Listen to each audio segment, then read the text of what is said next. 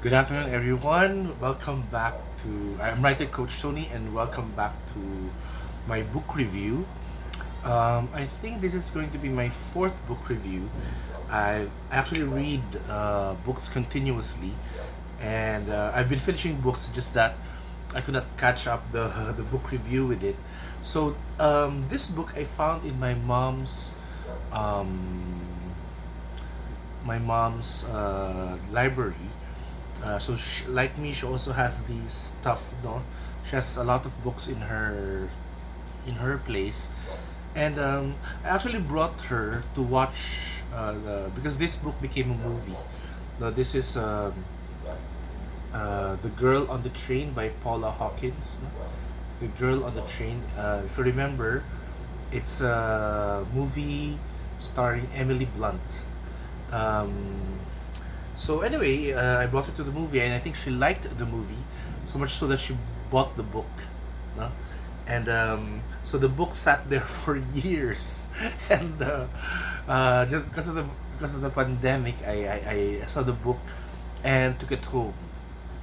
So anyway, I read it, and lo and behold, I don't I remember some scenes in the movie, but um, I think the book I was able to flesh out the characters more. Um, because books have the ability to do that, no? So they can um, show the book more because the writer has doesn't have any time constraints, doesn't have to edit scenes here and there. Paula, the author, has the ability to really tell the story. So actually, the for me, the title "The Girl on the Train," it's a nice title, but the story is actually about three women. No, so it's like three women. No, one of them, the one who's the central figure, who's Rachel, is on the train because she watches this. She gets to watch her former neighborhood where she used to live, which was along the train tracks, no, from a certain, I think, Ipswich going to London. So it's going back and forth every day. So there are three characters in the story. That's Megan, Anna, and Rachel, and in a way they're all intertwined because of love, because of friendship, um, and that intertwined relationship leads to catastrophe, no? Leads to murder, and um yeah, that's basically the story, and in a way there are many things in there's some things in the book which sound too contrived, no? Because for example, Rachel doesn't work. Imagine you cannot do that in the Philippines. You cannot not work and be obsessed with something, no? Because in a way she becomes obsessed with the lives of these two other women, no, Anna and Megan, and so because of that she becomes an alcoholic, and she becomes an alcoholic earlier in the book, but her life. I mean, all of us have to work. That's really how we go through life, no? Even if we're depressed, we find ways to earn because where would we get the money, but in the in the book, she's very lucky to have supportive parents who would just give her money, to tide her through. So you practically read throughout the book without her doing any work. Um, so she just concentrates on being her, on being depressed, on being an alcoholic. So in a way, I find her character a bit irritating, but actually she's kind of the victim here. But in a way, she did it to herself, not her character, Rachel. Um, the two other characters, Megan, um, disappears from the story. She's the one who's going to get killed, and Anna is the one who replaces Rachel. So Anna becomes the lover, becomes the wife, pala, of God, I forgot the name. Um, of Rachel's husband, no? I forgot his name, but anyway, Scott. No, no. Scott is with Megan. Scott is Megan's husband. Um, there's another one, but anyway, so the story revolves around there. I like the way it's written because what the way it's written is it's Scott. No, it's Rachel, then Megan, then Anna.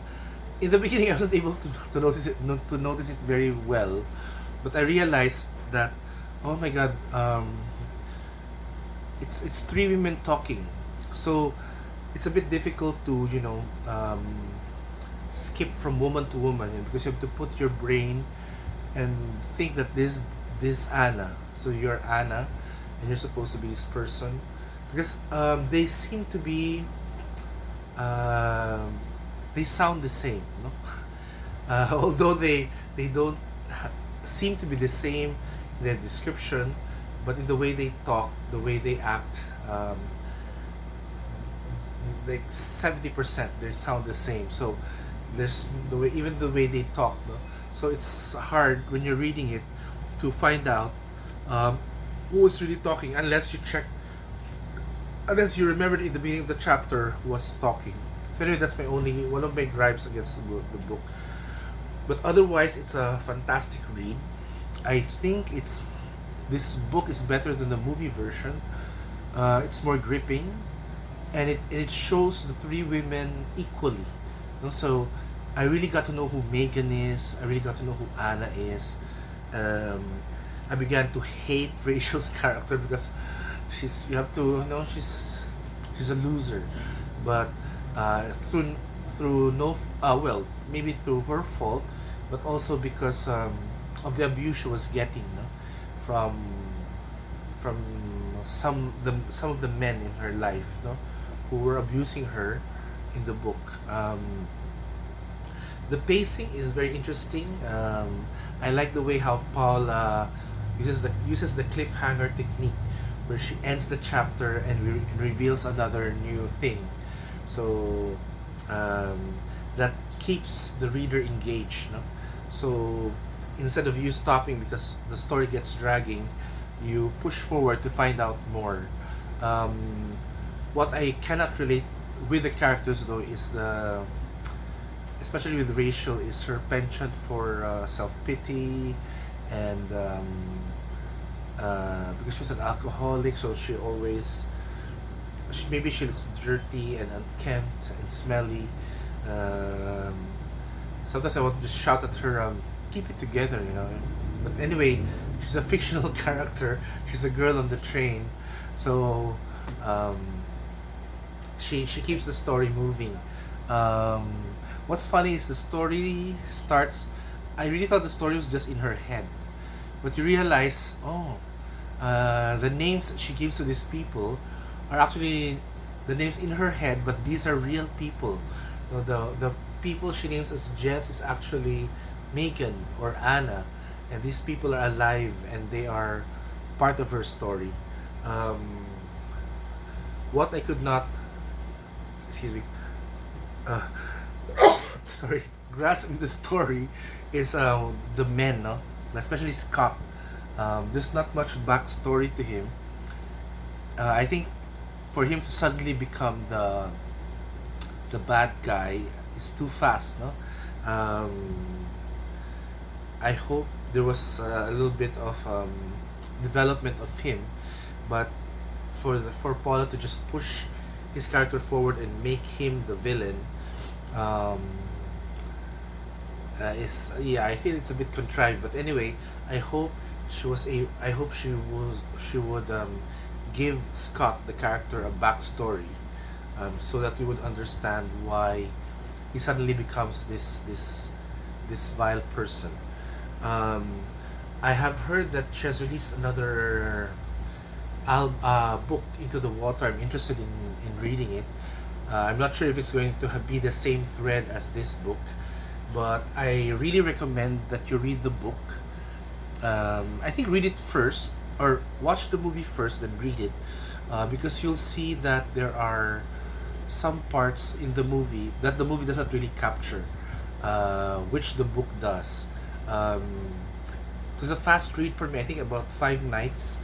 In the beginning, I was reading it very slowly, but as I began to know each of the characters, and when I realized it's actually a story about three different women, I became more engaged with it because although the three women, as I said, sound the same, they come from different backgrounds and they have different motivations. And unfortunately, they're just in this web where they find themselves in relationships with people who do not really care for them.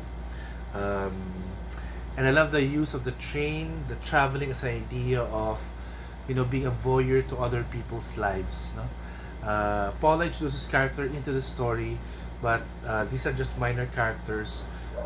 You realize that the real story really hinges on the three women, no? Rachel, Anna, and Megan. So anyway, if you still don't have the book, if you belong to a younger generation, um, this is a good thriller to start with. It's a thriller written by a woman, so that's a good thing. Um, and Emily Blunt was also good in the movie. But as I said, in the book, it appears that it's really a story about three women. So anyway, thank you very much for your time. Please follow me on my Instagram, my Facebook, and my Twitter. And please subscribe to my channel, Writer Coach Tony. Thank you very much for your time. Please take care, everyone, and keep safe.